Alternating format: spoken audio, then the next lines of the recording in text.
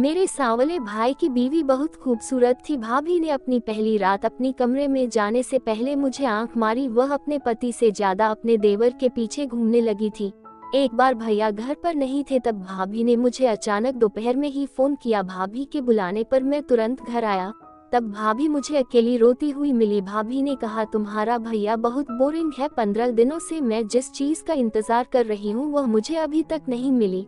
आज तुम अपने भैया की जगह ले लो। लेकिन मैंने कहा, भाभी मैं अभी सिर्फ 16 साल का हूँ। इस पर भाभी ने कहा, मुझे ध्यान से देखो, तुम अपनी उम्र भूल जाओगे। फिर भाभी ने मुझे अपने पास खींच लिया और मुझे एहसास दिलाया कि मैं छोटा नहीं हूँ। उसी जगह बैठे बैठे उसने मेरा फिर भाभी ने मेरे साथ कैसे किया, देखने के लिए वीडियो को पूरा देखे। माँ के जाने के बाद हम दोनों भाई बिल्कुल अकेले हो गए थे। जब मैं छोटा था तभी पिताजी माँ को छोड़कर चले गए थे। पिताजी के जाने के बाद माँ ने अकेले ही हम दोनों भाइयों की परवरिश की। अब कुछ महीने पहले ही माँ का निधन हो गया। माँ के अचानक चले जाने का सदमा हम दोनों भाइयों को बहुत गहरा लगा था।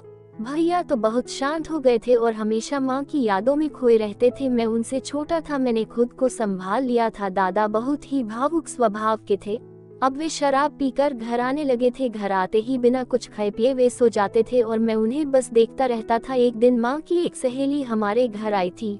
उसे भी माँ के गुजरने के बारे में पता चल चुका था। वह 2 दिन हमारे घर रुकी रही। इन 2 दिनों में उसने दादा का व्यवहार देखा और उससे कहा, अब तुम्हें शादी कर लेनी चाहिए ताकि कोई तुम्हारा और तुम्हारे छोटे भाई का ख्याल रख सके। मुझे लग रहा है कि तुम दोनों के बीच बहुत दूरी हो रही है। एक औरत ही घर को घर बना सकती है बेटा। मासी की बातों पर दादा ने सहमति जताई। मासी ने उसके लिए लड़की ढूंढना शुरू कर दिया था। जिस दिन मासी अपने घर गई उसी रात दादा नशे में घर आया। उसके साथ एक लड़की आई थी जो दादा का हाथ पकड़कर उसे उसके कमरे तक छोड़ गई और फिर वहां से चली गई। अगली सुबह उसने हमारे घर की घंटी बजाई, दादा के बारे में पूछताछ की और फिर रसोई में चली गई। उस दिन उसने अपने हाथों से हमारे लिए नाश्ता बनाया। नाश्ता खत्म होने के बाद मैं कॉलेज के लिए निकल गया और दादा अभी भी सोया हुआ था। उसे जगाने की मेरी हिम्मत नहीं हुई। लेकिन दोपहर में जब मैं घर लौटा तो दादा घर पर नहीं था। थोड़ी देर बाद मैं फ्रेश होकर बाहर हॉल में आया, तभी घर की घंटी बजी। दरवाजा खोलते ही दादा मुझे उसी लड़की के साथ देखा जिसके साथ उसने शादी कर ली थी। दोनों के गले में शादी की माला थी। मैं हैरान होकर उन दोनों को देखने लगा। तब दादा ने कहा, अरे सोहम, हमें इस तरह हैरान होकर क्यों देख रहे हो? ये तुम्हारी भाभी सोनाली है। जाओ अंदर से आरती की थाली ले आओ। दादा ने शादी कर ली। ये देखकर मैं खुश था, लेकिन मुझे आश्चर्य हो रहा था कि इतने सीधे साधे दादा ने लव मैरिज कर ली। मैंने उनसे ज्यादा सवाल नहीं किए और जैसा उन्होंने कहा वैसे आरती की थाली ले आया और दोनों का गृह प्रवेश कराया। नई भाभी घर में आते ही काम में लग गई थी। उस रात जब दादा और भाभी अपने कमरे में चले गए तो मैं भी पानी की बोतल लेकर अपने कमरे की ओर जा रहा था। तभी मेरी नजर दादा के कमरे की तरफ गई और मेरी नजर भाभी से मिली। भाभी ने मेरी तरफ देखकर आंख मारी और फिर अपने कमरे का दरवाजा बंद कर लिया। भाभी ने पहले ही दिन मुझे आंख मारी थी। मैंने सोचा शायद ये गलती से हुआ होगा, लेकिन भाभी की नजर मुझ पर कुछ और ही थी जो मुझे तब पता नहीं था। अगले दिन सुबह दादा जब अपने कमरे से बाहर आया तो उसके चेहरे पर एक अलग ही मुस्कान थी। माँ के जाने के बाद मैंने दादा को इतना खुश कभी नहीं देखा था। अच्छा हुआ कि उसने शादी कर ली। भाभी के आने से दादा की जिंदगी में कुछ तो खुशी वापस आने लगी थी। भाभी ने भी घर की जिम्मेदारी अच्छे से संभालनी शुरू कर दी थी। मुझे उन दोनों की लव स्टोरी जानने की बहुत उत्सुकता हो रही थी, लेकिन दादा से बात करने का समय ही नहीं मिल पा रहा था। सुबह नाश्ता होते ही दादा अपने ऑफिस जाने की तैयारी में रहता था। शाम को घर आने के बाद भैया हमेशा भाभी के पीछे ही रहते थे। वह उसके पीछे क्यों नहीं रहता? आखिरकार उन दोनों की अभी नई नई शादी हुई थी, इसलिए उसका भाभी को समय देना जरूरी था। भैया ऑफिस से शाम को आता तो फ्रेश होकर भाभी को कहीं न कहीं बाहर घुमाने ले जाता। कभी कभी तो वे दोनों बाहर से खाना खाकर आते और मेरे लिए पार्सल लेकर आते थे। देखते ही देखते उनकी शादी को 15 दिन हो गए। एक दिन मैं कॉलेज से कुछ जल्दी घर आ गया। घर आते ही मैं भाभी के कमरे में गया तो मैंने भाभी को अच्छी तरह से सजी धजी देखा। उसने चमचमाती साड़ी पहनी थी और उसके चेहरे पर मेकअप भी कुछ अलग ही था। मैंने भाभी से पूछा, क्या आप कहीं बाहर जा रही हो? तब उसने कहा, नहीं, मुझे ऐसे ही रहना पसंद है, इसलिए मैंने आज अपनी पसंद के अनुसार मेकअप किया है। भाभी की बात सुनकर मैंने कहा, भाभी मुझे आपसे एक सवाल पूछना है। आपकी शादी के बाद से उस सवाल ने मेरे दिमाग में घर कर लिया है। एक बार मेरे सवाल का जवाब देकर मुझे मुक्त कर दो। भाभी तब मेरे पास आए, मेरे कंधे पर हाथ रखा और मुझे अपने बिस्तर पर बैठाया। फिर उसने कहा, पूछो तुम्हारा सवाल क्या है। तब मैंने भाभी से कहा कि मुझे आपकी लव स्टोरी जानने की बहुत उत्सुकता है। दादा और आपकी मुलाकात कैसे हुई, यह मुझे जानना है। मेरा दादा कभी खुद से किसी लड़की से बात नहीं करता था, फिर उसने लव मैरिज कैसे की, यही सवाल मुझे हो रहा है। मेरे सवाल पर पहले 2 मिनट भाभी जोर जोर से हंसने लगी। उन्होंने कहा, तुम अपनी उम्र के हिसाब से बहुत ही नादान हो, लेकिन चिंता मत करो, अब जब मैं इस घर में आ गई हूँ तो तुम्हें भी डैशिंग बना दूंगी। अब तुम्हारे सवाल का जवाब सुनो। तुम्हारे दादा और मेरी मुलाकात एक बस स्टॉप पर हुई थी। तुम्हारा दादा कुछ बार मुझे थोड़ा चिंतित दिखाई दिया था। मैं वैसे भी बातूनी हूँ, इसलिए मैंने ही तुम्हारे दादा से बात करने की कोशिश की। फिर कई बार वह उसी बस स्टॉप पर नशे की हालत में दिखा, तब भी मैंने उसकी मदद की और उसे बस में सही सलामत बैठाया। फिर ऐसे ही हमारी मुलाकातें होती रही और एक बार तो मैंने उसे सीधे घर छोड़ने का फैसला किया। उसके बाद हमने एक दूसरे के सामने अपने प्यार का इजहार किया। फिर क्या था, तुम्हारा दादा तो जैसे घोड़े पर ही सवार हो गया और तुरंत ही मुझे शादी के लिए प्रपोज कर दिया।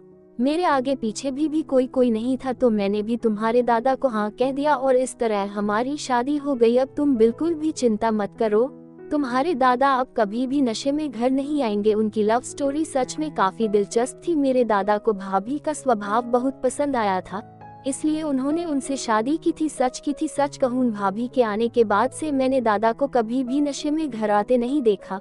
कुछ ही दिनों में भाभी ने घर का पूरा माहौल ही बदल दिया था। लेकिन क्या वह शादी के बाद दादा के साथ सच में खुश थी, यह सवाल अब मुझे परेशान करने लगा था, क्योंकि भाभी का व्यवहार थोड़ा बदलता जा रहा था। उस दिन भी बातचीत के दौरान उसने मुझसे कहा, तुम्हारे दादा मुझे अपनी आंखों को अच्छे लगे थे, लेकिन वह इतने साधारण होंगे यह मुझे पता नहीं था। धीरे धीरे मैं उनकी साधारण जीवन शैली को बदल रही हूँ, लेकिन उनके व्यवहार में बदलाव कब आएगा यह मैं नहीं कह सकती। उसे दादा का साधारण होना खटक रहा था। इस बारे में मैं भाभी से ज्यादा कुछ नहीं कह सका, क्योंकि यह उनका और दादा का व्यक्तिगत मामला था। अगले दिन जब मैं थोड़ा जल्दी घर आया तो मैंने देखा कि दादा का एक दोस्त घर से बाहर जा रहा था। उसके जाते ही मैं भाभी के कमरे में गया। भाभी उस दिन भी बहुत चमकदार अवतार में नजर आए।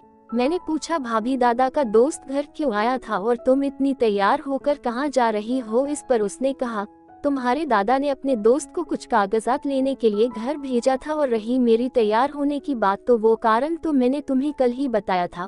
उस समय मैंने भाभी की बात पर विश्वास कर लिया। मैं अपने कमरे में चला गया और थोड़ी देर बाद भाभी भी मेरे कमरे में आ गई। जब वह आई, मैं कपड़े बदल रहा था। उसे देखकर मैं थोड़ा शर्मिंदा हो गया, लेकिन भाभी लगातार मुझे देखती रही। वह बोली, सोहम, इसमें इतना शर्माने की क्या बात है, मैं तुम्हारी भाभी हूँ। वो मेरे पास आकर मेरी कॉलर ठीक करने लगी और बोले, तुम्हारी कोई गर्लफ्रेंड नहीं है। मैंने मना कर दिया। इस पर उसने कहा, सही बात है, तुम्हारे जैसे के की गर्लफ्रेंड होगी भी कैसे। अगर तुम ऐसे साधारण रहोगे तो कोई लड़की तुम्हारी तरफ देखेगी भी नहीं।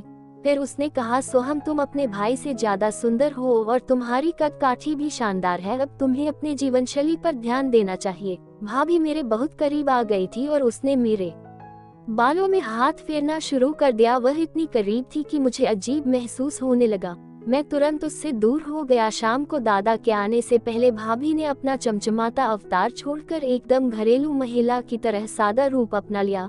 अब मुझे धीरे धीरे भाभी के चेहरे पर निराशा दिखाई देने लगी थी। जब भी वह रात को अपने कमरे में जाती तो वह नाराज होकर दरवाजा बंद करती दिखती थी।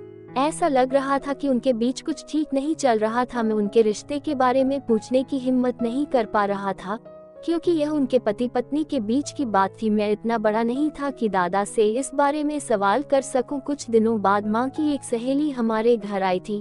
भाभी को देखते ही मौसी तो हैरान रह गई। उसने भाई से कहा, मैं तुझे कई दिनों से फोन कर रही हूँ, तेरे लिए 3-4 रिश्ते देख कर रखे थे, तूने शादी कर ली। ये तो एक बार मुझे बताना चाहिए था। मैं तुझे कुछ कहने वाली थोड़ी थी, पर तूने तो मेरा फोन उठाना ही बंद कर दिया। भाई ने मौसी के सामने मुस्कुराते हुए बात को संभाल लिया। उसने मौसी को अपनी शादी के बारे में कुछ भी नहीं बताया था। अब भाभी को देखकर मौसी को उसकी शादी का पता चला। मौसी हमारे घर कुछ घंटे रुकी थी और इस दौरान उसने भाभी को ध्यान से देखा। तभी उसने एक बात कही जो मेरे दिमाग में बैठ गई। भाई के न होने पर मौसी ने मुझसे धीरे से कहा, तेरी भाभी का व्यवहार मुझे कुछ ठीक नहीं लग रहा। घर में एक जवान देवर है, ऐसे में उसे सही तरीके से रहना चाहिए। मुझे लग रहा है कि वह तेरे सामने जानबूझकर सच धज कर रहती है। मैं उसे नहीं जानती, पर तू उससे सावधान रह। मौसी ने जाते जाते मेरे मन में एक शंका डाल दी थी। मौसी ने जो कुछ कहा था वह बिल्कुल सही था। भाभी के सजने संवरने पर मेरी नजर हमेशा जाती थी, लेकिन सामने से मैंने कभी कुछ नहीं कहा। भाभी और भाई में काफी फर्क था। भाई साधारण और सांवला था, जबकि भाभी बहुत ही सुंदर और चतुर थी। सच में क्या उसे मेरे सांवले भाई से प्यार हो सकता है? ये सवाल अभी भी मेरे मन में स्पष्ट नहीं हुआ था। खैर मुझे क्या, मुझे तो 2 वक्त का खाना समय पर मिल रहा था और मेरा सारा काम भी समय पर हो रहा था। कुछ दिनों बाद भाई गांव गया। गांव के घर के सिलसिले में वह वहां गया था। भाई के जाने के बाद घर में भाभी और मैं ही थी। उस दिन मेरी कॉलेज से छुट्टी थी, लेकिन मैं कुछ समय के लिए अपने दोस्त के घर चला गया था। मैंने भाभी से कह दिया था कि मैं जल्दी घर नहीं आऊंगा, लेकिन थोड़ी ही देर में मैं घर लौट आया। घर आते ही मैंने देखा कि भाभी वैसे ही सजी धजी बैठी थी और उसका हुलिया भी कुछ अलग था। मुझे देखते ही भाभी ने मुझे अपने कमरे में बुलाया और मेरे सामने बार बार अपनी साड़ी को ठीक करती रही। उसने कहा, सोहम तुम मुझ पर ऐसे दूर से क्यों नजर डालते रहते हो? अगर मुझे देखना है तो मेरे कमरे में आ जाओ। मुझे देखते देखते भाभी ने मुझे कुछ काम करवाने का सोचा। उसने मुझे अपने बिस्तर पर बिठाया और अपनी कुछ कपड़े मेरे हाथ में दिए। फिर उसने मुझे अपनी साड़ी के ब्लाउज में बटन लगाने को कहा। मैंने उससे कहा कि मुझे ये औरतों वाले काम नहीं आते। इससे पहले मैंने कभी ऐसा काम नहीं किया था। तब उसने मेरा हाथ पकड़कर मुझे बटन लगाना सिखाने लगी। उसे वक्त भाभी मेरे बहुत करीब थी और उसकी नजरें मुझे मेरे प्रति ठीक नहीं लग रही थी। उसकी बार बार लगने वाली हल्की टक्कर से मेरा ध्यान भटकने लगा। धीरे धीरे मेरी आंखें बंद होने लगी। तभी भाभी मुझसे दूर हो गई और मेरे नाम से आवाज लगाई, जिससे मेरी चेतना वापस आई। जब मैं उसकी ओर देखा तो वह कहने लगी, मैंने जैसे सिखाया है वैसे ही सारे बटन लगा दो। उसे समय मेरे हाथ में भाभी के कुछ ऐसे कपड़े थे जो नहीं होने चाहिए थे। उसे इस बात का कोई एहसास नहीं था कि वह अपने 16 साल के देवर से किस तरह का काम करवा रही है। उसका उसे कोई होश नहीं था। मैं उसे नहीं कह नहीं सका, इसलिए मैं चुपचाप बटन सिलाने लगा। मेरे हाथ बहुत कांप रहे थे क्योंकि भाभी मेरे सामने ही खड़ी थी और मुझे एकटक देख रही थी। उस दिन वह पूरे दिन अपने चमचमाते अवतार में घर में घूम रही थी। मैंने भाभी का एक अवलोकन किया था कि वह भाई के सामने कभी ऐसे कपड़ों में नहीं रहती थी। उस दिन मैंने उससे पूछ ही लिया, तुम भाई के सामने इस तरह की ड्रेस में क्यों नहीं रहती? इस पर उसने कहा, तुम्हारा भाई बहुत बोरिंग है, उसे मेरा ये पहनावा पसंद नहीं है, उसके कारण मैं हमेशा अपने दिल की नहीं कर सकती। इसलिए जब तुम्हारा भाई नहीं होता तो मैं अपनी पसंद के मुताबिक रहती हूँ। अच्छा, मैं इस लुक में कैसी लग रही हूँ ये तो बताओ? मैंने कहा, तुम बहुत अच्छी लग रही हो। भाभी के पूछने पर ही मैंने उसकी तारीफ की थी। जैसे ही उसने मेरी तारीफ सुनी, उसने मेरा हाथ पकड़कर मुझे अपने कमरे में ले गई और मुझे आईने के सामने खड़ा कर दिया। वह मेरे बिल्कुल करीब खड़ी हो गई और कहने लगी, तुम्हें मैं कैसी लगती हूँ? मुझे तो तुम बहुत अच्छे लगते हो। देखो हम दोनों की जोड़ी कितनी अच्छी लगती है। कहाँ तुम्हारा भाई और कहाँ तुम। सच में सुहास अपने नाम की तरह ही बोरिंग है, लेकिन तुम तो अपने नाम की तरह ही डैशिंग हो। तुम मेरे आज्ञाकारी हो। जब से मैंने तुम्हें अपने पहनावे को बदलने के लिए कहा, तब से तुम्हारी सुंदरता और भी निखर गई है। भाभी तब मेरा हाथ जोर से पकड़कर मुझे अपने पास खींचने लगी। वह मेरी भाभी थी। मुझे हमारे रिश्ते की मर्यादा का ख्याल था, लेकिन शायद भाभी वो सब भूल चुकी थी। मुझे तो उसे छूने में भी शर्म आ रही थी। तब मैंने उसे अपने से दूर किया और अपने कमरे में चला गया। सुबह तक मैंने अपने कमरे का दरवाजा खोला ही नहीं था। अगले दिन मेरा कॉलेज में अवकाश था, फिर भी मैं सुबह कॉलेज के लिए निकल गया क्योंकि पूरे दिन भाभी की नजरों के सामने मैं नहीं रह सकता था। वह अक्सर मुझसे कहती थी कि तुम्हारा भाई बहुत बोरिंग है और मुझे अपनी ओर खींचने की कोशिश करती थी। कुछ दिनों से उसके व्यवहार में काफी बदलाव आ गया था। शादी के शुरुआती दिनों में वह खुद को एक आदर्श पत्नी के रूप में प्रस्तुत करती थी, लेकिन अब उसका ये रवैया पूरी तरह बदल गया था। अब वह हमेशा मेरे सामने भाई की बुराई करने लगी थी। आखिर भाई में ऐसी क्या कमी थी कि वह भाभी को खुश नहीं रख पाता था? शायद उसी कमी के कारण भाभी का झुकाव मेरी ओर बढ़ता जा रहा था। जिस रात भाई घर पर नहीं था, उस रात मैंने भाभी के व्यवहार की वजह से खुद को कमरे में बंद कर लिया था, लेकिन आधी रात को मैंने घर में किसी को आते हुए देखा था। 2 दिन बाद जब भाई घर आया तो नाश्ते के समय मैंने सबके सामने उससे सवाल किया। मैंने कहा, भाई क्या तुमने अपने किसी दोस्त को कुछ दस्तावेज लेने के लिए कल रात घर भेजा था? इस पर भाई ने साफ मना कर दिया और गुस्से से भाभी की ओर देखने लगा। उसने भाभी से पूछा, रवि यहाँ क्यों आया था? तब भाभी भाई के सामने रोने लगी। उसने कहा, सुहास तुम्हारा छोटा भाई झूठ बोल रहा है, मुझे तो तुमसे सोहम के बारे में बात करनी थी। मैंने उसकी गलती छुपाई, लेकिन अब ये बेवजह मेरी बदनामी कर रहा है। असल में जब तुम गांव गए थे तब सोहम ने मेरे साथ अजीब व्यवहार करना शुरू कर दिया था। बात करते करते उसने मुझे जबरदस्ती अपने कपड़ों के बटन सिलने के लिए अपने कमरे में बिठाया था और उसने बिना मेरी जानकारी के मेरा वीडियो भी बना लिया था। वह वीडियो भाई को दिखाते हुए उसने कहा कि सोहम ने मेरे कमरे में आकर यह अजीब हरकत की। मैं तो इतनी डर गई थी कि मैंने खुद को कमरे में बंद कर लिया था। उस समय भाई ने भाभी की बात सच मान ली थी और उसके सामने ही मुझ पर चिल्लाने लगा। उसकी पत्नी की वजह से वह मुझ पर भी हमला करने के लिए दौड़ा, लेकिन भाभी ने उसे मुझसे दूर किया। उस दिन वह गुस्से में ऑफिस के लिए निकल गया। उसके जाने के बाद अपने झूठे आंसू पोंछते हुए भाभी मेरे पास आई और कहने लगी, सोहम तुम्हें अपने भाई से कोई सवाल करने से पहले एक बार मुझसे बात करनी चाहिए थी। यूं ही दादा के सामने तुमने कोई झूठ क्यों बोला? तुम झूठ बोल रहे थे, इसलिए मैंने जो सच था वह तुम्हारे भाई के सामने बताया। अब आगे से ऐसा मत करना। अगर तुम्हारी कोई इच्छा हो तो तुम मुझसे कह सकते हो, और हाँ, खुद को छोटा मत समझो। तुम्हारी कोई भी इच्छा हो उसे मैं जरूर पूरी करूंगी, बस एक बार मुझसे बात तो करके देखो। उस समय मुझे भाभी के कहने का मतलब पूरी तरह से समझ में आ गया था, लेकिन मुझे उस पर उतना ही गुस्सा भी था। उसने मुझे भाई के सामने झूठा साबित किया था। तब मैं भी गुस्से में कॉलेज के लिए निकल गया। कॉलेज जाकर भी मैंने एक भी लेक्चर नहीं किया। मेरे दिमाग में लगातार भाभी की बातें घूम रही थी। देखा जाए तो भाभी को मुझसे कुछ और ही उम्मीदें थी, लेकिन मैं हमेशा उसे खुद से दूर करता रहा। सच कहूँ तो मैं इतना छोटा भी नहीं था कि बार बार एक खूबसूरत महिला को खुद से दूर करता रहूं। अब तो मैं भाई की नजरों में बुरा बन चुका था, तो फिर भाभी के साथ समय बिताने में कोई बुराई नहीं थी। उसका तो मुझे पूरा समर्थन था। उस दिन अचानक मैं कॉलेज से घर चला गया। घर पहुंचते ही मैंने दरवाजा खोला और सीधे भाभी के कमरे में चला गया। वह रोज की तरह सजी धजी थी। मुझे देखते ही वह मेरे पास आए और कहने लगी, आ गए तुम। मुझे पता था कि तुम्हारी नजरों के सामने भी मेरी खूबसूरती चमक रही होगी। तुम चिंता मत करो, तुम्हें जो सुख चाहिए वह मैं तुम्हें जरूर दूंगी, बस बदले में तुम अपना मुंह बंद रखोगे। अपने उस बोरिंग भाई के सामने यहाँ जो भी देखा वो उसे मत बताना। मैंने तब ऐसा दिखाया कि मुझे भी दादा पर गुस्सा है और मैंने उसकी बातों पर सहमति जताई। तब भाभी मुझसे गलत रिश्ता जोड़ने के लिए तैयार हो गई, लेकिन मैं उसके लिए तैयार नहीं था। मुझसे पहले वहाँ एक और आदमी था जो वहाँ से जाने लगा। जैसे ही वह बाहर गया, दादा ने उसे पकड़ लिया। दादा की आवाज सुनकर भाभी भी बाहर आ गई। भाभी को चमचमाते अवतार में देखकर दादा पूरी तरह भड़क गया। उसने कहा, सोनाली, अगर तुम फिर से अपने इस सोनू वाले रूप में आई तो मैंने तुमसे एक अच्छा जीवन देने के लिए शादी की। मैंने तुमसे प्यार किया, लेकिन तुम अभी भी उसी गंदगी में जी रही हो। जो आदमी भाभी के कमरे में था वह दादा का दोस्त विकास था। भाभी ने जो प्रेम कहानी मुझे सुनाई थी वह पूरी तरह झूठी थी। दादा और भाभी की मुलाकात एक डांस बार में हुई थी। दादा को नशे की आदत उसके उसी दोस्त ने लगाई थी, वही उसे बार में ले जाने लगा था। विकास ने ही दादा का परिचय सोनाली से कराया था, जिसका असली नाम सोनाली नहीं बल्कि सोनू था। दादा ने उसे एक अच्छा जीवन दिया और उसका नाम भी बदल दिया था। दादा का गुस्सा देखकर सोनू ने सच कबूल कर लिया। उसने कहा कि यह सारा प्लान विकास का था।